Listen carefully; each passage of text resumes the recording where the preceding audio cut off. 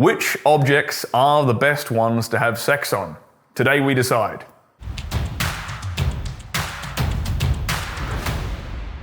My name is Stirling Cooper. I'm an award-winning adult film star. I'm a former high-class male companion, and I'm here to help you improve your sex life. So today we're doing another tier ranking video where I'm going to go through a bunch of different objects / places that we have sex and rank them according to a few different criteria. Okay, we're gonna figure out which one is the best. Now, the two different criteria I'm going to be ranking them on today are: one, how comfortable the object is. And I'll give that a score out of 10. And then the second criteria we're going to use is how good is that object for hitting the right angles to get our partner off. So these are the two different criteria. We're going to give a total score out of 20, and then we're going to sort them according to our different tiers here.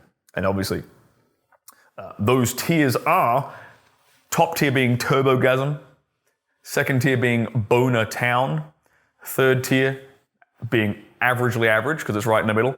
Below average, we have Sad Face, and then at the very bottom, we have Doo-Doo tier. All right, guys, so let's start with a real basic one. Let's start off with a bed, but with this is an important distinction, because there's going to be two different beds we're going to compare here. But the first one is a bed with a soft mattress. Man, I cannot explain to you how annoying soft mattresses are for me as an adult performer. Like when the camera, like I'm trying to get a certain angle where banging on a bed and it's a soft mattress and we're sinking into it, it's horrible for the angles, okay? So these two different criteria we're gonna rank it on. Look, it's obviously gonna give it an 8 out of 10 for how actually comfortable the bed is, because it's nice and soft and it's got a soft mattress and it's probably like memory foam or some shit like that. So it definitely gets an 8 out of 10 for comfort. But in terms of angles, it gets like a 2 out of 10, okay? Because you just can't hit those angles because you can't prop her up properly. So you're sinking in, you're sinking into the bed, it's horrible, okay? And I'm gonna also deduct a point for the wow factor. There's no wow factor banging on a bed, okay? So it gets a -1 for the wow factor, okay? So that only gives it a total of 9 out of 20, which is absolutely abysmal. So there you go. Okay, so bed with a soft mattress gets a grand total of 9 out of 20. So a bed with a soft mattress is absolutely doo-doo tier object to have sex on. Okay, next up we have a bed with a hard mattress. That's a very key distinction.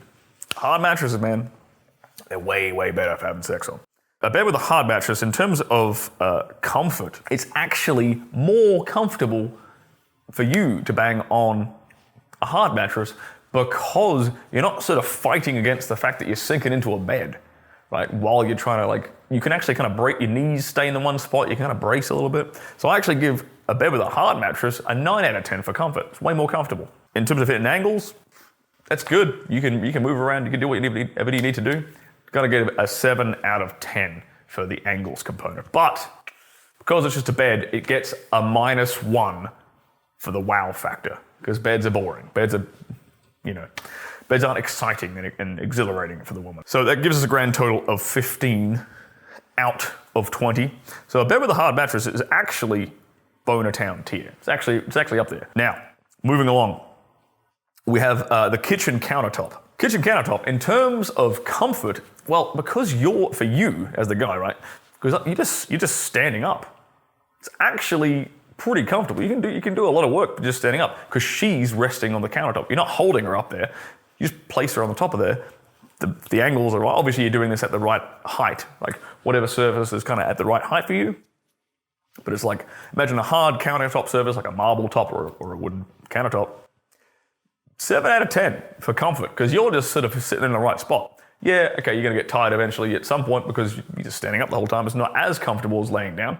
But it's not bad, like 7 out of 10 for the comfort level. Now, in terms of angles though, look, it's not fantastic. Like, about all you can do, it's pretty good for missionary position, and it's intimate and passionate, and you can hit doggy style, but that's basically all you can do. So it gets like a 6 out of 10 for angles and stuff like that. So it gets a ranking of 13 out of 20. So kitchen countertop, I'm going to leave that sitting there at averagely average, if I'm being honest, because it kind of has to sit around that. around the area. Now, the next up we have the shower. Now, a lot of people have played around with fucking in the shower. Here's the thing though, in terms of comfort, like, you gotta pay attention, because otherwise you're slipping, you slide. If you don't pay attention, you might fall on your ass, you might break the door, like if you fall over, you could go falling through stuff. So you gotta be careful. And there's not as many things to sort of hold on to and embrace unless you have installed things and handles and stuff like that. Obviously that's completely different. We're talking about a bare bones regular shower, right? So there's nothing to really hang on to. You gotta kind of hold her in position, keep that leg up so you can go doggy style or whatever. So in terms of comfort, that's a 5 out of 10. That's a pretty low ranking. And then in terms of the angles, it's not even as good as a kitchen countertop, because you can really only hold her up there, right? So 5 out of 10 for angles as well. So the shower, it gets a score of 10 out of 20. Not as doo-doo as the soft mattress. So I'm gonna put the shower into sad face territory. Now I will say, keeping your dick hard while banging on an uncomfortable surface is one of the most challenging parts of being a porn star. In fact, if you want to learn some of the biohacks that we use to keep that bad boy going the whole time, then check out my ebook right here. Next up, we have the balcony. And in terms of like positions that you can pull off and what you can do, the balcony is really, really similar to the shower in just terms of the angles you can hit and how comfortable it is. And consider that it's going to be like, it's outside, so it's going to be a bit colder. It's going to be, there's the exhibitionist kind of factor going on, which is a good thing, but you kind of have to be prepared to like pack it in if they call the cops on you or something like that, right? So in terms of comfort, I'm gonna give the balcony a 5. And then in terms of angles, again, it's the same as the shower, so I can't really give it too much more there. So I'm gonna have to give the balcony a 5 out of 10 for the angle factor. But I will give the balcony a +1 for wow factor, because it really turns girls on to be in that kind of exhibitionist state. So it does give an extra point for wow factor. So the balcony, giving that a 11 out of 10. So the balcony giving that an 11 out of 10. We're going to put that in the averagely average category. Next up, we have an item that you might not be super familiar with, but it's called a BDSM horse. Now, a BDSM horse is actually really good. It's like ergonomically super comfortable for both you and her. You can hit different angles. You can put her in all kinds of different positions. You can stand up and fuck while she's on the BDSM horse. So it's like super comfortable. If you line it up at the right height with your dick, it's perfect. So for that factor, I give the BDSM horse an 8 out of 10 for comfort. And I'm also gonna give the BDSM horse an 8 out of 10 for angles, purely because you can move her into so many different positions on it really easily. And here's the beautiful thing, it gets a wow factor. It gets a +1 for wow factor because it's something different. And if you have rope or some leather handcuffs and stuff, you can tie her to it. There's like straps and things on them that you can use. So it gives her that extra like thrill when you're fucking on it. So total score out of 20 for that bad boy is gonna be a 17. So the BDSM horse goes into the turbogasm category. And last but not least, we have the couch or the sofa, this bad boy, sitting behind us.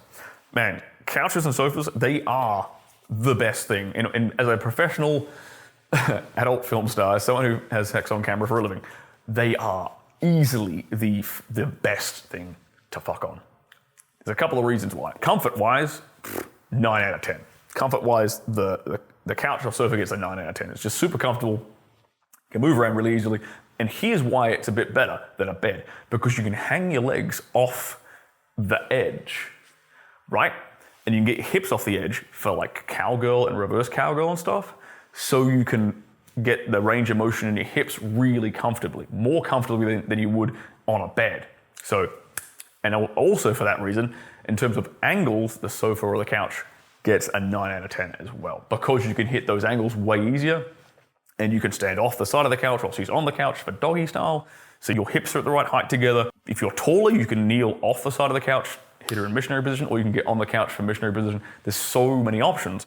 So because of its versatility, the couch, 9 out of 10 for comfort, 9 out of 10 for angles, which gives it a score of 18 out of 20, putting it in the turbogasm tier right there. Now, if you want to learn what tiers I have ranked the most basic sex positions, then you should definitely go and check out this video right here.